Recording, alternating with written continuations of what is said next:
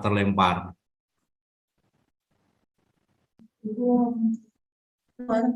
Medan lagi mendung, suster, mau turun hujan. Lagi angin kencang di Medan ini. Sudah hampir gelap gulita. Mungkin juga udah gelap ini, suster. Ya, Ya, sementara yang punyanya suster Rosmaida tadi kita dulu, suster, nanti sambil nunggu Pak. Oh ya, baik Bruder. Iya, silakan Bruder. Nanggap. Pak Heri dulu aja, saya sudah berpendapat. Oh, ya, baik Bruder. Pak Heri. Tadi udah bagus, tinggal dibahasakan ke bahasa sekolah pendidikan saja. Sama dengan yang tadi, udah keren. Silakan yang lainnya. Saya bangga.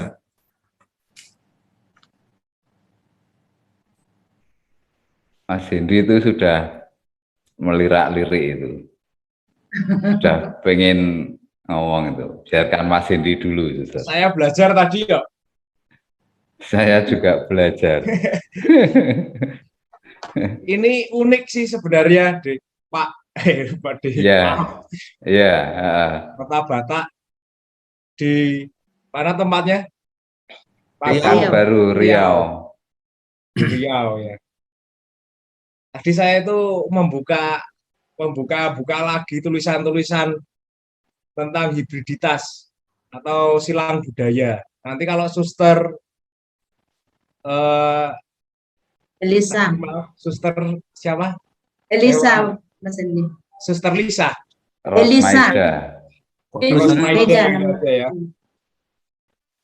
Rosmaida. Suster Elisa Rosmaida tadi. Ini dicari, suster. Nama ini sudah tambakkah? Mana suster ya? Susternya di manakah? Ke belakang sebentar, Pak. Susternya lagi. Oh iya, sebentar. Nah, nanti saya menjelaskan nggak ada susternya ya. Ya, kami catat. Oh. Mana sterilisasi bilang? Ya, saya catat. Jalan aja. Kami timnya, kami catat. Oh iya, Bapak. Susternya kok ganti? Suster Rosmaida ganti. Lagi ke belakang. Nakal ini ya. Bapak ini siapa, Pak Samsi, gurunya. Pak Samsi. Pak Sanusi. Pak Samsi orang kita Jawa. Pak Samsi mana ya, Pak? Ini. Di tempatnya. Sebentar. Tolong Pak host disandingkan dong. Supaya obrol-obrolannya lebih enak. Itu sudah. Coba suster dicari. Gelap, Pak, di tempat kamu udah gelap. Oh, nggak apa-apa, Pak. Ya, kami suka gelap-gelapan juga di sini. Itu susternya udah hadir itu. Susternya udah hadir. Ya, dan Pak juga Pak Samsi ya, ini Wakaseknya. Itu susternya juga udah hadir itu. Ya, Pak Samsi orang mana, Pak? Mohon maaf. Orang Lampung. Asli orang Lampung. Ya, dari Lampung, Jawa Lampung. Pujakesuma atau asli Lampung? Dari ibu dari bapak udah lahiran Lampung. Tapi nenek dari Jawa katanya. Nenek dari Jawa. Sama ya. Nasibnya sama. Tadi saya ketika suster menjelaskan, tadi saya juga langsung teringat itu ya. Ini unik sih sebenarnya dan perlu pendampingan khusus soalnya ini. Para pribadi-pribadi yang darahnya darah Batak dan ada tinggal di tanah Riau, pastinya di Pekanbaru ya. Pekanbaru, dan pastinya maaf di lingkungan sekitar ada stigma untuk anak-anak suster dan bapak. Iya enggak? Orang setempat menerima atau langsung menerima atau ada, ini saya minta maaf sebelumnya ya, ada stigma khusus bahwa orang Batak gini di lingkungan sekitar. Suster kita jujur-jujuran ya. Bagaimana? Suster, di lingkungan suster kan mayoritas Melayu ini, suster. Ya enggak? Kemarin diceritakan. Tidak, Pak. Tidak, kami ini satu kampung ini mayoritas Batak. Satu kampung mayoritas Batak ya? Iya, makanya namanya menjadi Kota Batak. Kota, Jadi ini tapi murni Batak. di itu di kabupaten, Wilayah. apa kecamatan? Di desa, desa. Kalau keluar desa, kalau misalnya Kabupaten. keluar desa itu Keluar desa Kampar. itu kecamatan memang sudah itu daerah Melayu, tuh. kependudukan Melayu. Nah, anak-anak dari suster dari sekolah ini, Semua orang Batak. sekolah asisi di kota Batak ini satu desa memang Batak. Tetapi ketika Iya. keluar daerah, masa setiap anak sampai besar di desa terus, suster? Pastinya kan ada gerak keluar ya. Iya. Iya. Dan gerak keluar itu pastinya ini kan seperti Batak-Batak diaspora itu ya, suster. Kalau kita ngomong ini ya, Batak diaspora, komunitas Batak yang tinggal di daerah Melayu. Melayu. Betul. Dan ini tadi luar biasa. Memang tadi langsung saya berpikir ini pasti ada sesuatu yang kita mau menyiapkan anak kita untuk lebih percaya diri, menatap dimensi keluar, suster. Tidak semata-mata masuk hanya di desa Kota Batak itu ya. Satu desa yang bernama Kota Batak, tapi menyiapkan mereka untuk percaya diri keluar. Ini butuh keberanian khusus soalnya. Ya, ini Memang sedikit begini, Pak. Setelah saya pelajari dan coba pernah keluar juga ketika ke dinas, ke kabupaten, memang mereka itu seperti merasa asing dengan kita ya, apalagi penampilan suster begitu. Mereka merasa seperti melihat orang asing begitu, tapi karena mungkin ya saya sendiri tidak merasa apa-apa. Saya perlu mengatakan sesuatu, saya sampaikan. Saya perlu jumpa seseorang, saya jumpai. Jadi tidak terlalu takut saya begitulah. Karena saya yakin saya menjalankan tugas dengan benar begitu. ya. Dan memang di sini satu kota Bangkinang itu, sebuah kota yang sangat tertutup ya. Dan hampir di sana tidak ada yang orang Batak. 100% itu Melayu. Cina pun nggak ada. Iya. Dan sepertinya memang kota itu tidak tersentuh oleh kita dan ya bisa saya katakan bahwa kota itu tidak akan mungkin dimasuki oleh orang kita begitu karena mereka sangat tertutup sekali. Dan memang kemungkinan keluarnya anak kita ini adalah ke arah Pekanbaru. Pekanbaru itu sudah homogen, sudah bercampur dia, tidak homogen lagi. Sudah heterogen. Jadi pengaruh mereka itu tidak terlalu ya mendominasi lagi, sudah seperti di kota-kota yang lain begitu. Hanya yang nampak itu jelas itu di Bangkinang itu sendiri. Ya. Iya. Lalu kedepannya anak-anak suster biasanya karena kita belajar menggali masyarakat ya, kebudayaan untuk menggali masyarakat. Biasanya dari TK, SD, SMP, SMA bekerja di sana, suster, di Kota Batak itu. Apa ada yang keluar? Mereka itu biasanya keluar Ya. Ya, ini menjadi tugas. Mereka yang tinggal di sini hanya kalau dia sebagai pengusaha atau petani kelapa sawit saja. Selebihnya itu mereka keluar. Ya. Kita masuk dalam dinamika peserta didik kita, bahwa kita sadar akhirnya di masa depan kita menyiapkan mental yang lebih kuat bahwa anak-anak yang yang mempunyai kultur budaya Batak tinggal di daerah Riau pastinya cukup berbeda. Lalu pastinya saya yakin pastinya ada krisis identitas, suster. Dalam pembekalan nanti dalam naskah akademik ini tolong nanti digali lebih dalam ya, suster. Nanti silakan Pak Samsi mencatat nama-nama ini. Edie Lembong. 1, 2, Homi K.BHA. Edi Lembong dan Homike Baba. Itu dua tokoh yang bisa menjadi acuan ketika kita bicara soal kita mau menyiapkan anak-anak kita supaya percaya diri. Karena pasti ada krisis identitas di sana. Ya. Saya menyadari ini karena saya pribadi orang blasteran ya. Saya blasteran Cina dan Tionghoa dan keduanya terlempar ya. Keduanya terlempar ya, nggak apa-apa. Nanti saya bicara sama teman-teman juga di sini. Nanti mungkin bisa diganti kita tonton di live streamingnya. Saya tuh bapak saya orang Tionghoa dan Jawa.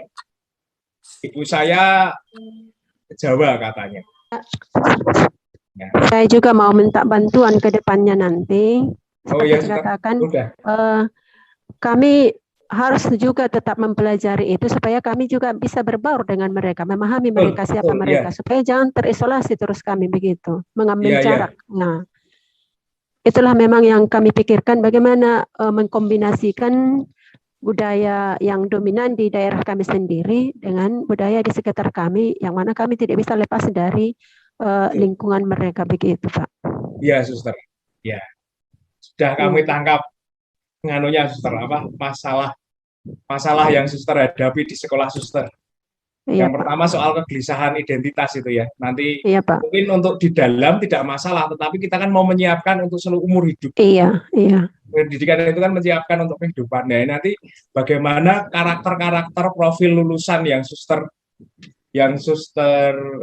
reksa kerasulan pendidikan ini menyiapkan seluruh kehidupan. Ya, nanti kita banyak bicara soal inilah, Suster. Iya, Pak. Ya, di naskah akademik perdalam itu saja. Dengan budaya tadi sudah kuat ya, sudah oke. Iya. Tapi bagaimana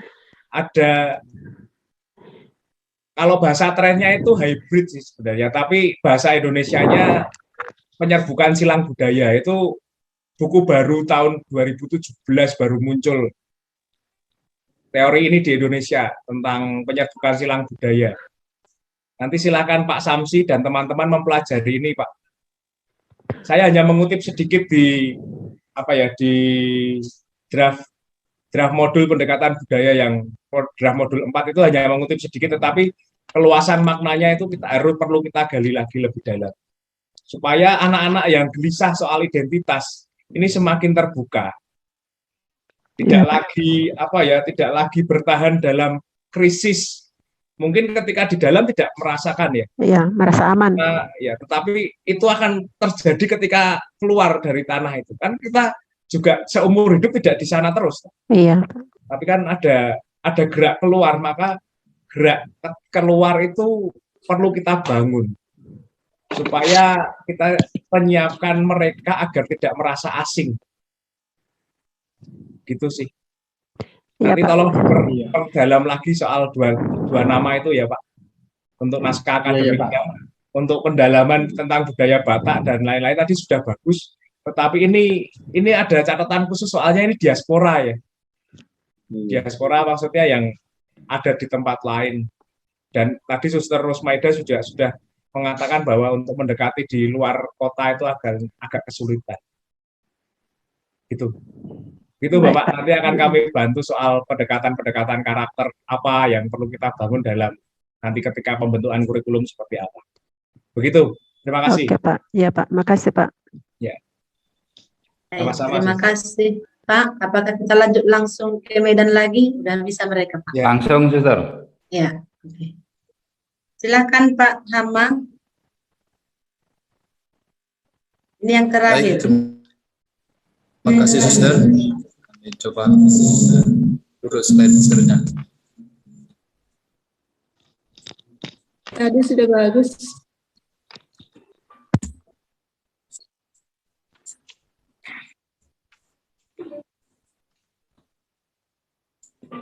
Baik, Bapak, Ibu, Bruder, Suster, apakah sudah bisa melihat apa yang kami bagikan? Sudah Pak. Baik, kami coba akan menjelaskan yang sudah kami lakukan. Pertama, kami mau menjelaskan bagian pengembangan kurikulum POP SMP Asisi, tetap kami mengacu dari bagian yang ditawarkan oleh konsorsium, yaitu di tahap pertama kami melakukan pembentukan tim. Itu sudah kami lakukan. Lalu yang dilakukan oleh tim itu adalah portfolio yang dari pelindung sekolah dan pelindung sekolah. Lalu nilai keutamaan sekolah melalui riset budaya, yaitu kerja tahun, itu tim nanti melakukan dan itu yang nanti akan kami presentasikan. Lalu di tahap kedua, untuk core value dari yayasan itu sudah dirumuskan dalam bentuk buku. Maka tadi kalau saya ikuti dari awal bahwa nanti akan dileburkan itu, akan dileburkan nilai budaya, dileburkan dengan nilai core value dari yayasan dan pelindung sekolah, ini menjadi kerja berat lagi karena sudah berupa buku dia. Itu bukunya di YPHK sudah diterbitkan tahun ini. Lalu tahap kedua untuk studi naskah itu kami melakukan pengumpulan angket melalui Google Formulir kepada peserta didik dan orang tua, interview, kajian pustaka. Lalu di tahap ketiga membuat narasi.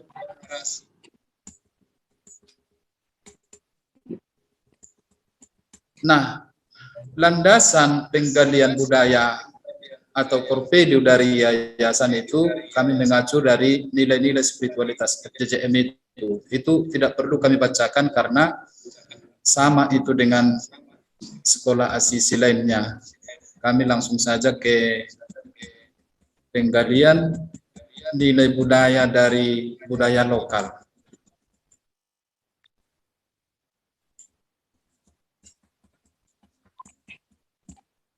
Nih, landasan analisis kebutuhan. Kami tetap mengacu dari sejarah hadirnya FJJM ke Indonesia. Kalau dilihat itu ternyata atas inisiatif Uskup Batavia waktu itu kepada para suster yang ada di Belanda. Dan awal mulanya itu suster itu berkarya diminta di Jawa. Ternyata karena tidak ditanggapi, maka kemudian beberapa tahun kemudian Prefektur Apostolik Padang berusaha mencari kongregasi suster yang bersedia berkarya di Sumatera Utara. Salah satu kongregasi yang terpanggil dan terpilih adalah Suster FJJM. Nah, waktu itu hadir 5 orang terpilih sebagai pioner untuk berkarya di Sumatera Utara. Karya pertama itu dimulai di Tanjung Balai dengan 4 orang puder dan 24 suster gitu ya. Dan di sana dibukalah komunitas baru FJJM di Indonesia itu pada tahun 1930.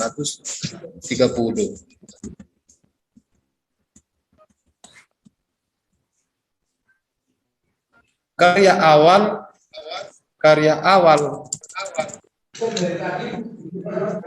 isi suster-suster itu adalah ternyata bergerak di bidang kesehatan. Bergerak di bidang kesehatan dan pendidikan. Dan begitulah dengan seiring berjalannya waktu, ternyata sekarang YPHK memiliki cukup banyak sekolah. Di TK ada 14, SD ada 8, SMP ada 5, SMA, SMK 2. Nah, landasan yang kedua kami melihat landasan letak geografis dan sejarah SMP Asisi Medan. Itu nanti bisa dilihat di blog kami, blog yang sudah kami kirimkan linknya di sini. Kami mau melihat sejarah awal berdirinya dan berapa dulu jumlah siswanya, ternyata itu hanya sedikit, hanya 11, sekitar 42 di tahun pertama berdiri. Hingga keadaan jumlah siswa itu berkembang sampai sekarang itu sekitar 400. Lalu para kepala sekolah yang memimpin dan wakil kepala sekolah. Lalu inilah profil tenaga kependidikan yang ada di SMP Asisi Medan. Juga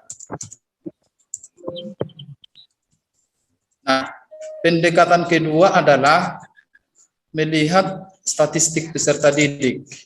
Itu kami buat angket untuk menjawab beberapa pertanyaan yang perlu untuk penggalian kebutuhan dalam rangka pengembangan kurikulum ini. Yang kami survei itu adalah agama. Mayoritas agama peserta didik kami itu Protestan dengan bermacam denominasi ya tentunya. Lalu 36% itu Katolik. Ini juga mempengaruhi nilai yang nanti akan dikuatkan di SMP Asisi. Lalu suku peserta didik itu 47% itu orang Batak Toba, 43 atau 44% itu suku Karo. Jadi dua suku mayoritas peserta didik SMP Asisi Medan. Di sini sudah kami jelaskan. Lalu asal peserta didik sekolah itu berasal 66% itu dari SD swasta Katolik, itulah menjadi murid kami. Lalu SD swasta Protestan itu sekitar 14%. Lalu SD swasta umum itu sekitar berapa?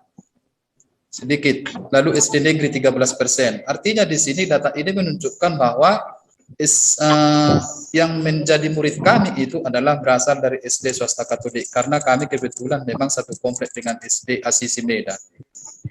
Lalu pendidikan terakhir peserta didik kami itu 52% itu S1, 35% itu SMA sederajat, ada juga yang S2 dan ada juga yang S3. Lalu pekerjaan peserta didik kami, pekerjaan orang tua peserta didik kami itu pegawai swasta itu 65 orang. Kalau dibuat inilah diagramnya. Jadi itu wira swasta, pegawai swasta itu mendominasi.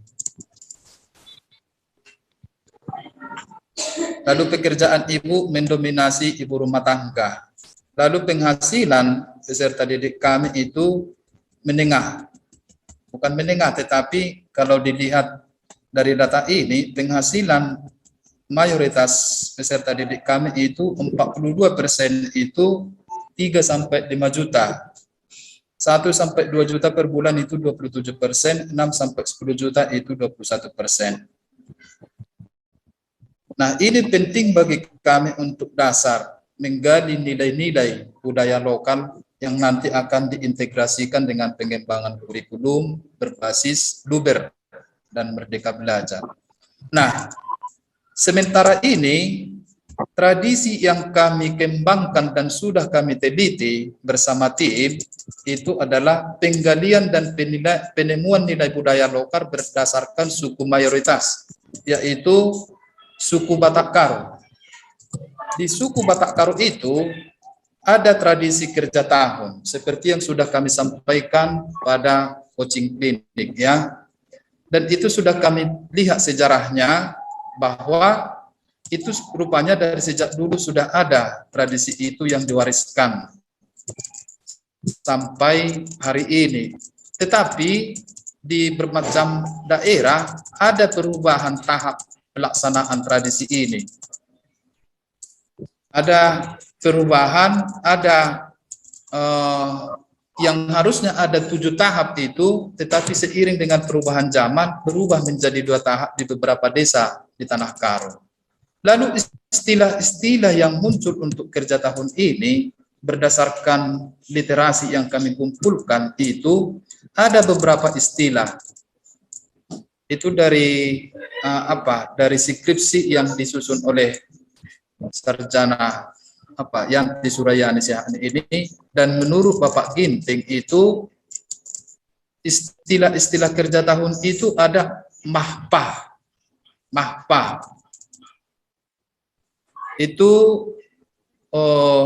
pipih itu dibuat dari padi yang telah direbus dan kemudian dikeringkan. Selanjutnya padi yang telah digongseng tumbuk itu.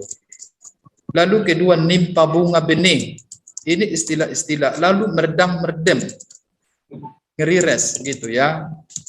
Dan masih inilah istilah-istilah yang menjelaskan kerja tahun itu.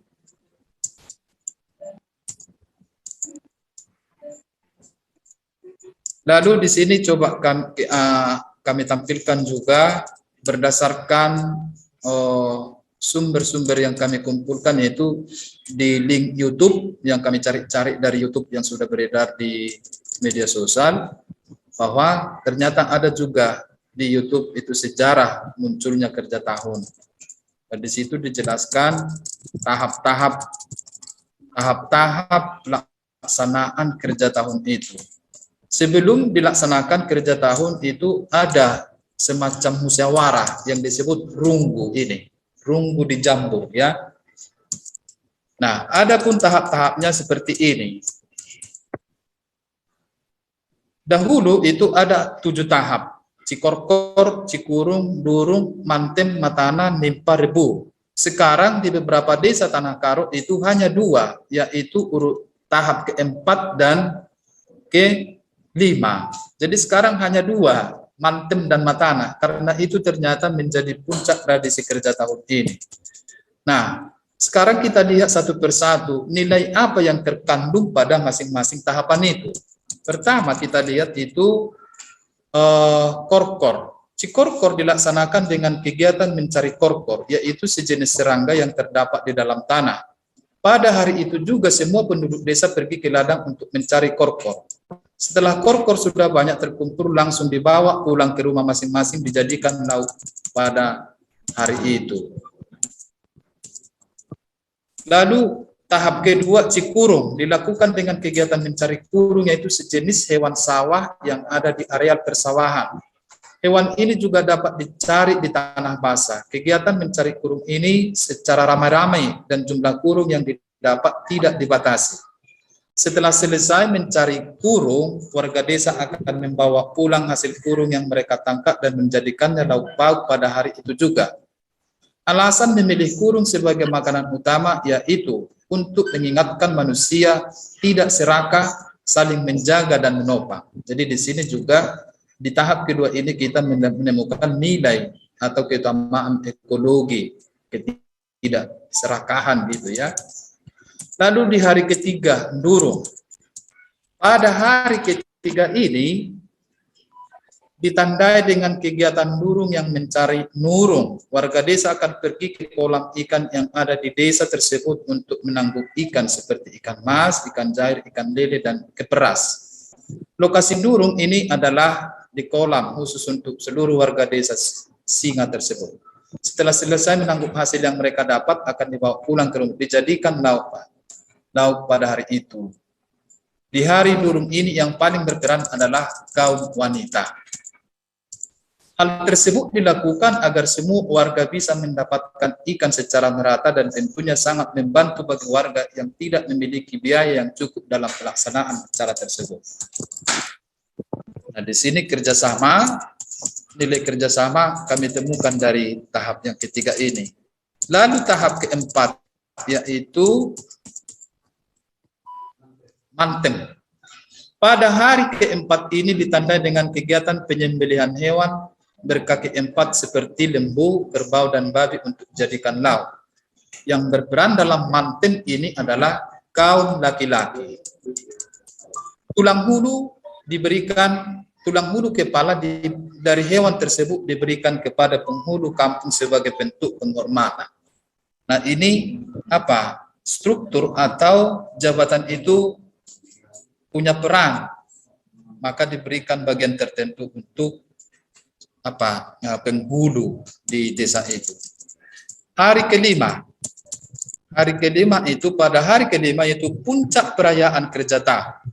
Pada hari Matana, tamu sudah berdatangan dari luar kampung maupun dari luar kota untuk berkunjung menghadiri kerja tahun. Pada kesempatan ini saling berkunjung-kunjungan.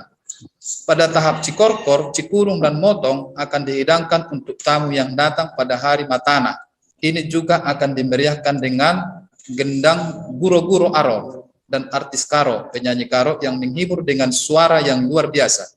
Guro-guro aro dilaksanakan di Jambur Desa. Jambur itu semacam tempat pertemuan. Nah, ini contoh gambar guro-guro aron itu ya. Pada hari itu juga para muda-mudi melakukan acara gendang guro-guro aron, di mana muda-mudi yang sudah dihias dengan pakaian adat akan melakukan tarian tradisional, dan acara tersebut sekaligus sebagai sarana mencari jodoh bagi muda-mudi. Nah, jadi dari tahap ini juga nanti akan kami temukan berdasarkan literasi yang kami kumpulkan nilai-nilai keutamaan dari tradisi ini. Lalu hari ke-6, Nimpa. Pada hari ke-6 ditandai dengan kegiatan membuat cimpa makanan khas Karo yang terbuat dari beras ketan. Pada hari Nimpa ini yang berperan kaum perempuan untuk membuat cimpa. Cimpa yang dibuat pada hari Nimpa ini adalah cimpa unung yang akan menjadi buah tangan bagi tamu. Inilah gambarnya. Nimpa. Lalu hari ke-7 Rebu. Pada hari ke-7 ini tidak ada lagi kegiatan yang dilakukan karena arti Rebu adalah tidak saling menyapa dan tidak saling menegur satu sama lainnya. Pada hari ini penduduk desa menenangkan diri di rumah mereka masing-masing karena telah melewati 6 hari lamanya pelaksanaan kerja tahun pada hari ke-7. Pada hari ke-7 ini penduduk desa beristirahat. Arti Rebu-Rebuna yaitu tidak berbicara ataupun tidak melakukan aktivitas apapun. Hari ke-6 Iyal. Dalam hari terakhir dari serangkaian pesta tahunan sehingga adalah hari terakhir pesta tahunan sehingga tamu-tamu sudah kembali ke kampung mereka masing-masing. Semua berdiam di rumah, tidak diperbolehkan pergi ke ladang ataupun ke sawah. Jadi hampir mirip dengan kisah penciptaan ini. Hari ke-7 beristirahat. Nah, lalu nilai pendidikan atau nilai-nilai keutamaan yang kami temukan dari tradisi kerja tahun ini di budaya Karo, itu di beberapa desa yang kami temukan literasinya, dan ini sudah kami kumpulkan dari beberapa jurnal dan skripsi bahkan buku, maka kami temukan beberapa keutamaan dalam tradisi kerja tahun itu. Yang pertama kerja keras.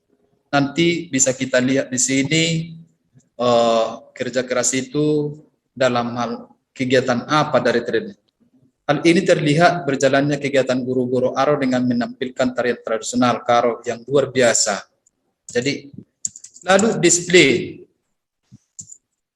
Lalu ada unsur pendidikan di sana, yaitu proses pengubahan sikap dan tata laku seseorang atau kelompok orang dalam usaha mendewasakan manusia melalui upaya pengajaran dan pelatihan. Ada unsur pendidikan di tradisi kerja tahun itu. Lalu kesehatan. Pada kerja tahun terdapat kearifan lokal kesehatan. Nanti terlihat dari jenis-jenis makanan yang dibuat dari bahan-bahan alami tanpa ada bahan-bahan penyedap yang siap saji dalam pembuatan makanan tradisional Karo. Karena bahan dasar dalam pembuatan makanan sejenis kue, cimpa, mata, dan lain-lain itu dari bahan alam semua tanpa ada pengawet dan pewarnanya itu dari alami semua. Lalu gotong royong. Selamat petang Bapak Hama. Mohon maaf, saya potong sebentar. Kita akan berdoa malaikat Tuhan bersama-sama. Mohon maaf ya Pak. Baik, Suster, Bapak, Ibu, kita akan berdoa doa malaikat Tuhan. Mari kita siapkan hati kita dalam nama Bapa dan Putra dan Roh Kudus. Amin. Maria diberi kabar oleh malaikat Tuhan bahwa ia akan mengandung dari Roh Kudus. Salam Maria, penuh rahmat, Tuhan sertamu. Terpujilah engkau di antara wanita dan terpujilah buah tubuhmu Yesus. Santa Maria, Bunda Allah, sekarang dan waktu kami mati. Aku ini hamba Tuhan, terjadilah padaku perkataanmu. Salam Maria, penuh rahmat, Tuhan sertamu. Terpujilah engkau di antara wanita, dan terpujilah buah tubuhmu, Yesus. Santa Maria, Bunda Allah, doakanlah kami yang berdosa ini, sekarang dan waktu kami mati. Amin. Sabda sudah menjadi daging Dan tinggal di antara kita. Salam Maria, penuh rahmat, Tuhan sertamu. Terpujilah engkau di antara wanita, dan terpujilah buah tubuhmu, Yesus. Santa Maria, Bunda Allah, doakanlah kami yang berdosa ini, sekarang dan waktu kami mati. Amin. Doakanlah kami ya Santa Bunda Allah, supaya kami dapat menikmati janji Kristus. Ya Allah, karena kabar malaikat, kami mengetahui bahwa Yesus Kristus Putramu menjadi manusia. Curahkanlah rahmat-Mu ke dalam hati kami, supaya karena sengsara dan salibnya, kami dibawa kepada kebangkitan yang mulia. Sebab Dialah Tuhan pengatara kami. Amin. Dalam nama Bapa dan Putra dan Roh Kudus. Amin. Terima kasih. Silakan dilanjut, Bapak Hama. Makasih Mbak. Kami lanjutkan nilai-nilai keutamaan yang kami temukan dari tradisi kerja tahun. Yang kelima itu gotong royong. Karena setiap pekerjaan itu harus dilakukan secara bergotong royong, bersama-sama. Lalu pengelolaan gender. Di sini ternyata dalam banyak kegiatan itu ada kerjasama antara laki-laki. Jadi tidak semua pekerjaan itu didominasi oleh kaum laki-laki, tapi bagian-bagian tertentu kaum wanita punya peran yang sangat penting juga dalam mensukseskan pesta ini. Lalu pelestarian dan kreativitas budaya. Lalu peduli lingkungan, ekologi. Ya, pada tradisi kerja tahun terdapat sejenis hal ini dapat dilihat dari pengamanan dan pengawasan yang ketat untuk menjaga kekacauan di desa saat melaksanakan guru-guru, dilaksanakan di Jambur. Yang turun datang agar tidak jelek. Nah, ini ada juga unsur ekologi di situ. Lalu kerajinan, kesopan santunan, kejujuran, kesetia kawanan, lalu kerukunan dan penyelesaian konflik, komitmen pikiran, dan banyak lagi. Ada sekitar 20 nilai-nilai keutamaan yang kami temukan dari tradisi kerja tahun. Maka kalau tadi teman-teman yang lain menggali nilai-nilai budaya itu dari pendekatan Kuncoronan Ningrat itu, kami hanya dari satu sisi ini dulu. Karena dari tradisi ini sudah banyak yang kami temukan nilai, yaitu bahasanya, terus benda-benda yang digunakan. Nah, melengkapi ini juga kami melakukan interview kepada beberapa tokoh adat Batak Karo ya, dan ternyata dari hasil interview itu juga hampir sama dengan riset naskah ilmiah itu, literasi-literasi yang kami temukan sama. Nanti bisa kita lihat di sini hasil interviewnya. Nah, maka berdasarkan pendekatan itu kami akhirnya merumuskan keutamaan atau nilai budaya yang diadopsi dari tradisi kerja tahun. Berdasarkan kajian pustaka, survei dan angket, interview, maka nilai budaya dari tradisi kerja tahun yang diintegrasikan dengan nilai inti YPHK adalah core value yayasan itu ada di base team. Nilai turunannya itu yang digali dari semangat pendiri dan pelindung itu seperti tadi disampaikan oleh Bapak Suster dan Bapak Ibu yang lain dari YPHK yang lain. Maka nilai turunan core value yang kami gali dari budaya lokal, yaitu dari kerja tahun itu, yang bisa diintegrasikan ke core value yayasan itu adalah gotong royong, setia kawan.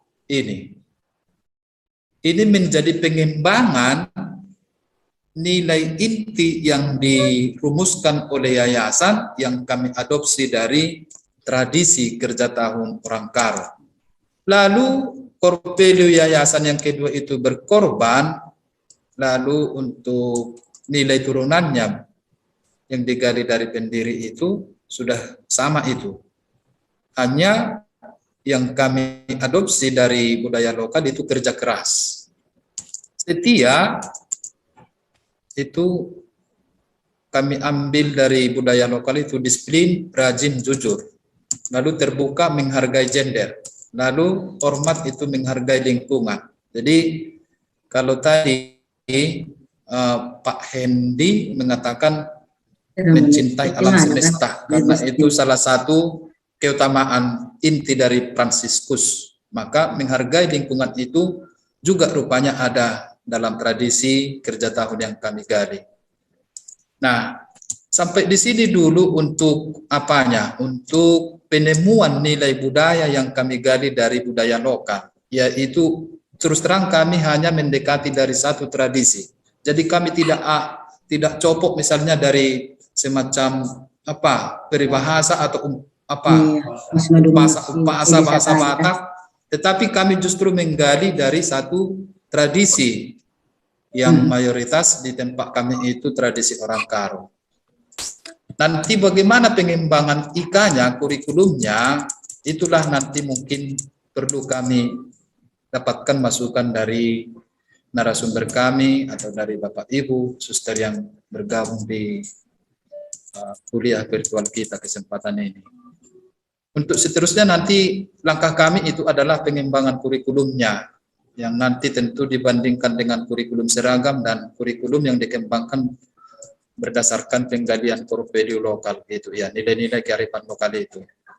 Sementara waktu seperti itu yang bisa kami bagikan untuk kita semua. Kami kembalikan kepada Suster Cordia, kami siap menerima masukan untuk memperbaiki langkah kerja kami ini. Sekian, terima kasih. Kami kembalikan kepada Suster Cordia. Terima kasih Pak Sitohang. Kami langsung menyerahkan kepada Mas Hendy. Ditutup dulu, Pak. Ya.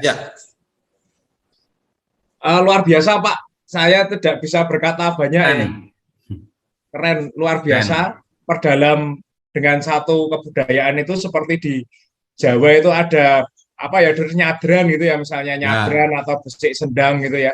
Kita satu itu fokus, Bapak sudah mendalami itu sampai dalam. Nanti kita bandingkan dengan kajian-kajian yang lain. Kalau misalnya nanti Bapak pasti punya kajian-kajian yang lain, sumber-sumber yang lain untuk kita gali bersama, itu perlu ditambahkan. Jadi kan faktanya seperti ini, Bapak sudah lihat fakta, lalu bisa membandingkan juga dalam 1-2 wawancara, lalu sumber-sumber buku dan ditambah-tambahkan. Bahkan di kebudayaan ini ya yang tadi kita bicarakan tadi tentang kebudayaan Karo itu masuk dalam sistem organisasi masyarakat yang luar biasa, Pak. Ini bukan hanya semata-mata pesta, tetapi menggerakkan seluruh komunitas untuk menjadi komunitas peduli. Dan itulah harapan terjadinya sekolah-sekolah Katolik gitu ya. Mungkin pestanya nomor 2, Mas. Gimana? Bukan pertama-tama pestanya kali. Iya, bukan pertama-tama pestanya, memang bukan pertama-tama pestanya, tetapi semacam berekaristi gitu ya. Ya, itu kan membangun persaudaraan, ada titik temu banyak orang di satu titik sampai berapa hari tadi? 7 hari ya kalau lengkap. Nah, itu kan 7 hari tiap hari seperti itu berjumpa, lalu kan semakin orang frekuensinya banyak berjumpa itu kan lalu semakin bersaudara. Nah, coba saya datang hari kelima, mencari jodoh ya. Mencari jodoh ya, Pak Hendy. Apa saya kelima mencari jodoh. Mas Hendy cocok di sini. Luar biasa itu ya. Kita bisa menggali semangat ekaristis di sana itu. Ya. Itu kehadiran sekolah yang menjadi tanda dan sarana gerakan sakramental. Luar biasa, padahal komunitasnya banyak yang komunitas Protestan, tetapi Bapak sudah mengusung ini masuk dalam kebudayaan untuk menggali nilai-nilai Kristiani yang luar biasa. Kita kembangkan terus Pak, terus menerus Pak. Terus saya suka, bahagia, luar biasa Pak. Dan ini titipan buat semuanya saja, kita juga perlu menampakkan kekasan profil pelajar Pancasila. Supaya ini tidak lagi samar-samar, tetapi mulai ditegaskan profil pelajar Pancasila, supaya besok ketika ada kurikulum merdeka kita sudah siap. Dan justru kita gali berdasarkan esensi. Esensi dari mana? Esensi dari nilai-nilai kristianitas kita, spiritualitas kita, lalu nilai-nilai kebudayaan. Ya. Luar biasa, para suster, Bapak Ibu, kerja keras yang membahagiakan kita bersama. Terima kasih banyak. Terima kasih, Mas Endi. Bruder, Pak Heri mau menyampaikan lagi. Berwarto dulu, Suster. Saya udah gabungan dengan Mas Endi tadi kok, cukup kok, udah bagus. Oh, kalau gitu, saya ya hari kelima tok datangnya kalau gitu. Kan di sesi nomor 5. Bapak, Pak Hama, Suster Rosmaida, dan semuanya, untuk semuanya saja. Saya sungguh sangat yakin jika ini diperdalam, diseriusi, kita tidak sedang bekerja untuk 3-4 bulan ke depan. Tidak. Mungkin di 1 tahun, 1,5 tahun ke depan, kurikulum ini baru jadi mungkin. Ya, mungkin. Nah, saat itulah pondasi kurikulum unggul kita sudah sangat kuat. Baru kita mengembangkan dengan KTSP yang digabung, KTSP produk dari gabungan kurikulum unggul dengan kurikulum nasional. Begitu. Tetapi bahwa kerja serius yang mulai saat ini gini, saya mau ngomong bahwa saya juga termasuk orang yang pernah berusaha berbagai macam bidang. Komitmen dan konsistensi. Komitmen, konsistensi. Ini 2 hal yang harus dirawat oleh semuanya agar kita semakin dalam menghasilkan satu naskah akademik sebagai pondasi kuat. Secara keseluruhan oke banget. Maka nyatakanlah itu menjadi satu naskah akademik. Satu naskah akademik, contoh naskah akademik sudah kami kirimkan. Untuk struktur-strukturnya nanti yang core value sama budaya memang masuk di situ, tapi struktur yang mata pelajaran biasa nggak usah dimasukkan. Hanya naskah akademik itu membahas dalam sekali. Core value sudah ada bukunya, masukkan sedikit tidak apa-apa. Kemudian budaya masukkan, perdalam dengan kajian pustaka. Dokumen-dokumen itu menjadi, saya jadi teringat dosen pembimbing saya dulu saat saya di situ menulis bahwa matematika dapat meningkatkan literasi keuangan. Saya ditanya, ini yang ngomong Pak Heri atau siapa? Melengkapi naskah. Nah, di situ saya mulai bahwa di dalam setiap saya membuat kalimat itu rujukannya harus jelas. Gitu. Dari awal sampai ini tadi sudah merujuk ya, tetapi ada kalimat-kalimat yang tidak ada rujukannya. Pada saat kompetensi kita sudah diakui, tidak ada rujukan, tidak masalah. Kemarin Mas Hendi bawa naskah akademik itu tidak ada rujukannya sama sekali. Ini ada naskah akademik lucu, saya lihat gitu luar biasa. Tapi itu sudah diakui. Nah, di kita kan belum, apa yang kita omongkan itu masih bisa diragukan. ya kebenaran mungkin masih bisa kita perdebatkan, tetapi selama ini sumber ilmiah dari artikel, dari buku ilmiah dan sebagainya masih dipakai itu. Sungguh sangat luar biasa perjumpaan, refleksi perjumpaan untuk transformasi pendidikan nyata di ruang virtual ini. Itu berbasis budaya dan nilai-nilai spiritualitas, sungguh sangat luar biasa. Kami akan cetak nanti kurikulum naskah akademik di tiap-tiap sekolah akan muncul, kemudian ada draft kurikulum berbasis budaya dan nilai-nilai spiritualitas. Mimpi kami akan cetak 144 sekolah di 15 yayasan ini dalam sebuah buku. 144 keunikan kurikulum. Karena setiap sekolah mempunyai kurikulumnya masing-masing, setiap sekolah mengembangkan kurikulumnya masing-masing untuk mencari bakat, mengembangkan potensi anak-anak didik kita. Dari Suster Rosmaida tadi, kesulitannya ditangkap oleh Mas Hendi, ini sungguh luar biasa jika nanti bisa tercipta kurikulum multikulturalisme atau apa yang menyiapkan anak-anak untuk keluar dari stigma. Kita belum pernah punya bagaimana membuat kurikulum yang bisa keluar dari stigma macam itu. Luar biasa, terima kasih banyak, terima kasih banyak, terima kasih Suster Cordia. Terima kasih YPHK, terima kasih Yayasan Seri Amal. Sungguh luar biasa. Terima kasih. Yayasan Setia. Setia, Baik. Yayasan Setia. Yayasan Setia Pak ya, bukan Seri Amal. Oh, Setia ya. Iya, YPHK dan Seri Amal yang di sini sekarang. Yayasan Setia Amal gitu gimana? Setia beramal ya.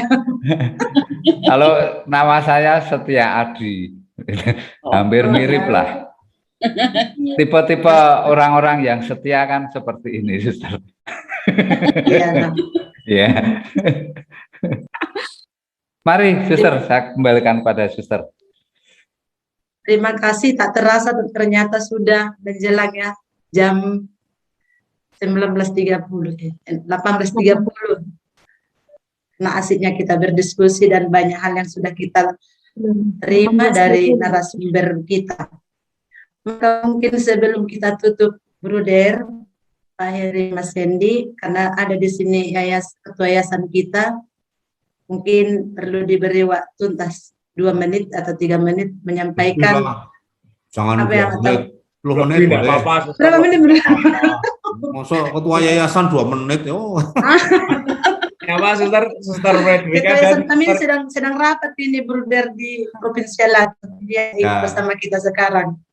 Iya. Atau 5 menit Suster Yovita, 5 menit Suster Fredrika ya, kami mohon dukungannya atau petuah-petuah seperti Santo Fransiskus memberi petuah kepada saudara-saudaranya.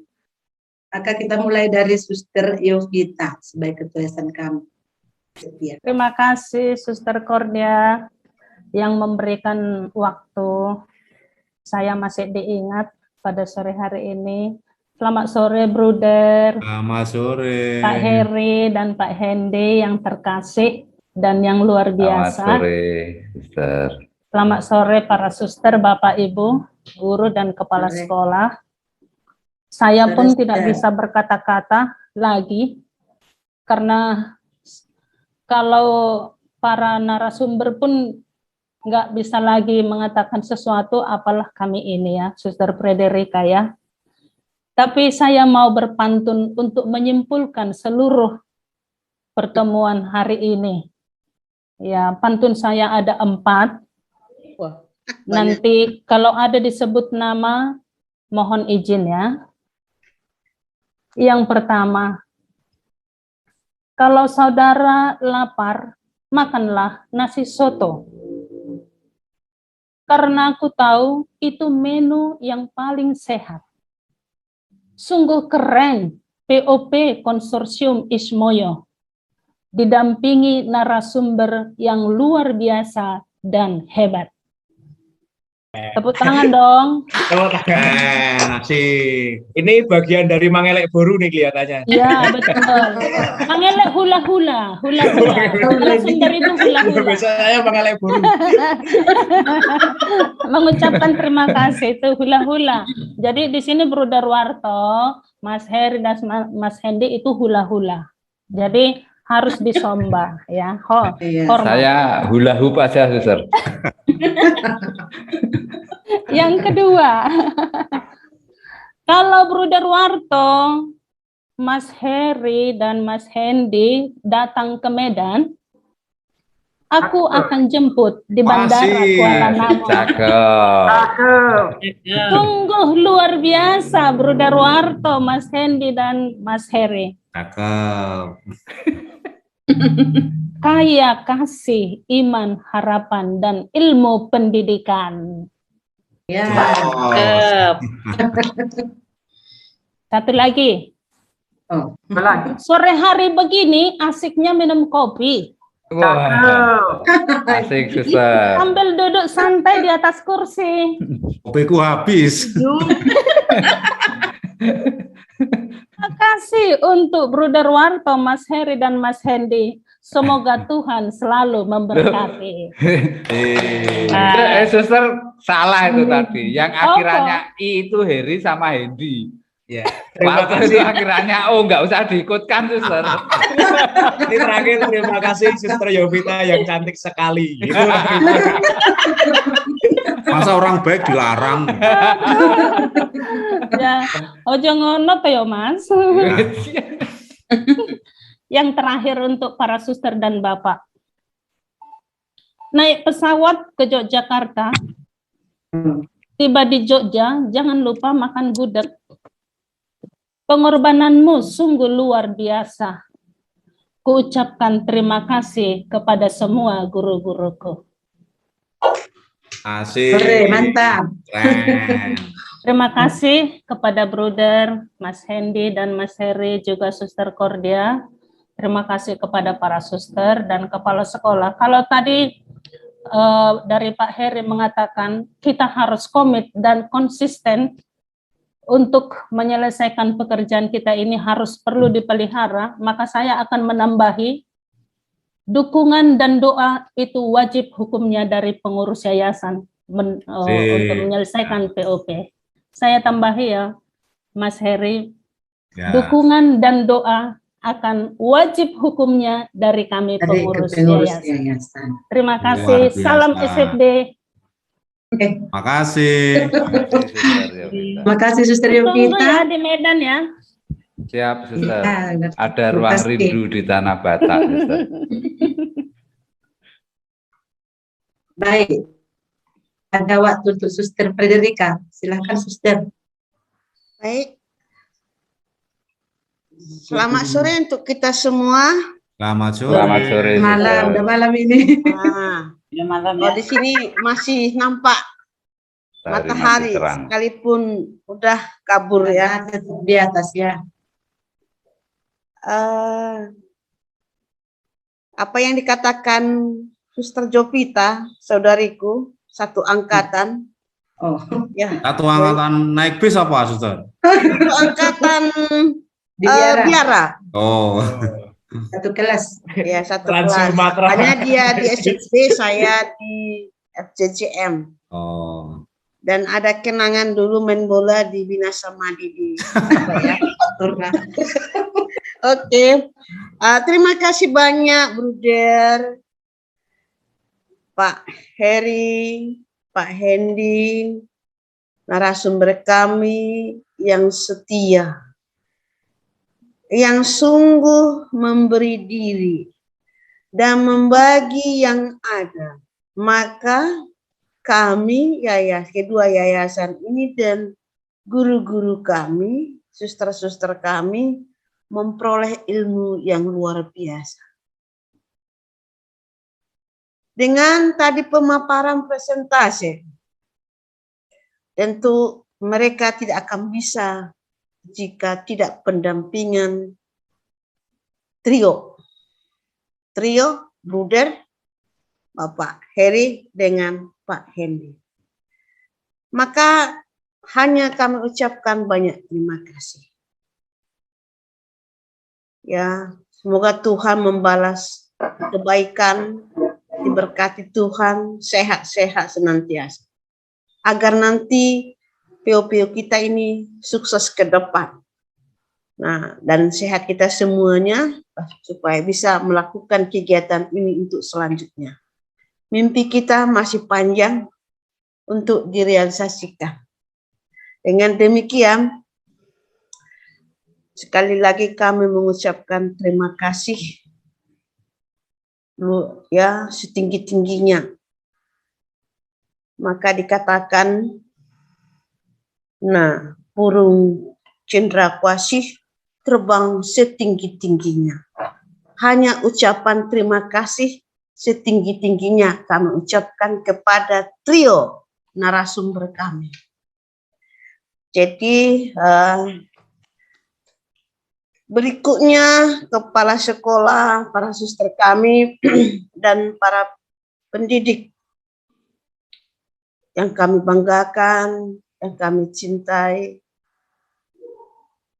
Sungguh luar biasa kerja kerasmu, sungguh luar biasa pengorbananmu, sungguh luar biasa dedikasimu, maka kami mengucapkan terima kasih banyak. Semoga ini, apa dikatakan Bruder dulu, berdarah-darah ini pada saat ini, dan nanti akan membuat menghasilkan buah yang manis. Atau ada yang mengatakan di dalam Mazmur, menabur dengan cucuran air mata, menuai dengan sukacita. Dan inilah harapan kita kelak. Maka semoga kita diberkati Tuhan. Pekerjaan kita ini belum selesai. Ini baru garis start. Untuk berikutnya, tahap berikutnya lagi mungkin menuntut pengorbanan kita lagi, menuntut dedikasi kita lagi. Maka kami mohon sangat pengurus yayasan, tetap kita tadi konsisten dan setia, disiplin. Nah, untuk menata ini, tentu karena sudah ada tiga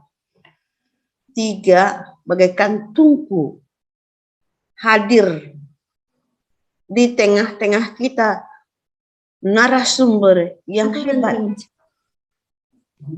yang luar biasa. Maka kita pakai, ya boleh dikatakan kita gunakan kesempatan ini supaya ilmu mereka keluar kepada kita semua. Ditransformasi ilmunya itu kepada kita. Mari kita tampung ke yayasan kita masing-masing lewat kegiatan ini. Maka sekali lagi kami mengucapkan terima kasih. Kalau suster tadi berperibahasa, saya marumpasa. Kita jauh-jauh ini, nggak tahu kemana, di mana ini sekarang. Saya sebenarnya ada rapat tahunan. Saya minta tadi izin karena ini rapat tahunan 1 minggu ini. Tadi pagi saya pemaparan presentasi yayasan. Nah, baru saya permisi untuk hadir di sini. Maka sekalipun kita berjauh-jauh, ya boleh katakan nanti kita bersatu tetap. Namanya dikatakan seperti ini. Si tambah tua mah perlinggoman si borok. Amata debatama nomor tua huhut mahita di parorot. Iya betul. Nah, tepuk tangan dulu. Tapi yang trio ini nggak tahu itu. Yang penting Nggak tahu. lihat orang gembira, saya ikut gembira. Jadi maksudnya gini, peribahasa ini kita ada burung, lalu terbang, lalu diayomi, lalu diumpamakan Tuhan itu melindungi kita dimanapun kita berada. Itu. Berikutnya, berapa saja kan? Berapa teh? 3 pasang. Napurang tano-tano, rangging marsirang goman, badak tape pada dao, tema marsi gom-goman. Imatutu. Imatutu. Saya bisa. Amin katanya kalau Amin. Amin, diamini. Amin. Maksudnya kita berjauh-jauh. Ya. Tapi roh kita menyatu. Satu badan kita jauh-jauh. Amin. Tapi Rohnya kita menyatu. Juga kita nyatu gitu. Yang ketiga. Sak-sak niso Harus 3. Sahat tu 3 ras. Leleng mahita mangulu, jala horas-horas. Matur nuwun. Artinya itu yaitu kita lama kita hidup dan sehat-sehat gitulah, selamat.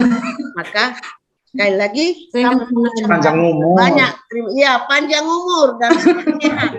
Berkati Tuhan gitu. Jadi sekali lagi kami mengucapkan banyak terima kasih. Semoga Tuhan memberkati kita ya, Bruder. Amin. Dua dan kita semua, semoga kita diberkati Tuhan. Jadi kalau ada kurang lebih dari kedua yayasan ini, kami mohon maaf. Semoga senantiasa kita diberkati Tuhan dan kerjasama kita ini membangun perubahan. Metamorfosis katanya, perubahan ke depan akan makin unggul sekolah kita dan berkualitas, terjamin mutunya. Aku yakin, sekalipun kata Bapak apa tadi ya Hendi, apakah yakin 30 tahun akan datang ada lahir dari PHK Menteri? Yakin. Tapi saya sudah di liang kubur, kan gitu ya. Terima kasih banyak. Saya kembalikan sama Master Korea. Baik, terima kasih. Untuk kita semua dulu ya, capek semuanya ya. Baik, terima kasih kepada suster berdua, ketua yayasan kami, GPHK dan Setia, yang selalu memotivasi, mendukung dan mendoakan kami para kepala sekolah, juga Bapak Ibu guru, pegawai di unit masing-masing. Kami yakin itu bahwa para suster pengurus yayasan kami tetap mendukung apapun yang kami lakukan di sekolah. Dan saya sebagai moderator, kurang lebihnya tadi saya melakukan tugas saya ini, mungkin ada kurang di sana sini, saya mohon maaf. Dan sekali lagi kami mengucapkan terima kasih kepada kita semua, Bapak Ibu kepala sekolah, Bapak Ibu guru yang sudah bekerja keras. Mari kita ingat apa yang menjadi tugas kita selanjutnya, supaya sekolah kita ini nanti sungguh-sungguh unggul, apa yang mau kita cita-citakan dan yang kita harapkan. Dan kami mengucapkan banyak terima kasih kepada trio yang dikatakan tadi, Pak Super kami Bu Derwarto, Pak Heri dan Mas Sendi yang begitu semangat memberikan yang terbaik kepada kami, sehingga mungkin sedikit banyaknya kami sudah mengadopsi ilmu-ilmu yang diberikan kepada kami, sehingga kami sedikit sudah bisa mengikuti apa yang diharapkan oleh OP ini tentunya. Maka sekali kami ucapkan terima kasih, sampai bertemu kembali hari Minggu, coaching klinis kita para suster, Bapak Ibu, mari kita nanti lebih memperdalam diskusi kita nanti di sana, sehingga untuk pertemuan 10 hari ke depan kita semakin maju lagi. Sekali lagi kami ucapkan terima kasih dan kami serahkan kepada panitia pengudi luhur. Terima kasih. Ibu Lina. Mbak Niko. Terima kasih, Suster Kortie. Oh, Ibu Nike. Baik, terima kasih Suster. Bruder, Bapak Ibu semua, dan para narasumber yang sudah mendampingi kita semua sampai malam hari ini. Tidak terasa sharing pengalaman, sharing yang ada pernah terjadi di unit kerja atau dimanapun, di mana sharing ini bisa menjadi saling menguatkan di antara kita semua, di mana harus ada perubahan, dan perubahan itu pasti ada hal-hal yang suka dukanya, tapi di akhir pasti akan menjadi hal baik untuk kita semua dan menjadi hal hebat untuk kita semua. Terima kasih sekali lagi kepada Bu Dirwarto, Pak Heri, dan Pak Hendy, dan Suster Cordia, dan Bruder Bapak Ibu semua yang ada di ruang virtual ini. Untuk menutup kegiatan hari ini, mari kita tutup dengan doa. Mohon untuk Bapak Leo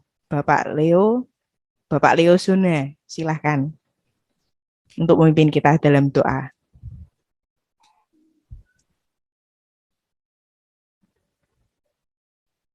Bapak Leo bisa open mic.